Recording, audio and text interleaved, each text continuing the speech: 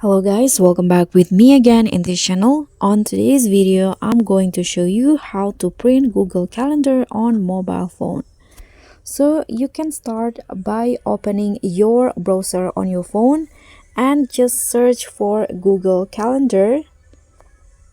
Okay, and in here you don't need to click on the Google Calendar first, but you need to change the interface of the Google Chrome into a desktop site. So check on this box, and in here this is the page of the Google Calendar. Open it in a new page, open it in a new tab.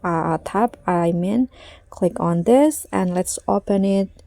Okay, so this is the Google Calendar page, my Google Calendar, and in here to print you just need to, let's zoom in first, click on this gear icon at the top to go to the settings, and here there will be print option, so click on that, print.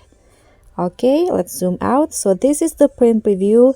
Here you can change the print range from what month until what date, for example, and after that you can change the view between day, weeks, or auto, and here you can also change the font size.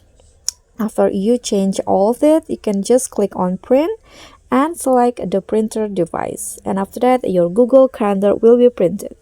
So that's all for me. Thank you so much for watching. Don't forget to like, comment, and subscribe. Also click on the thanks. Bye.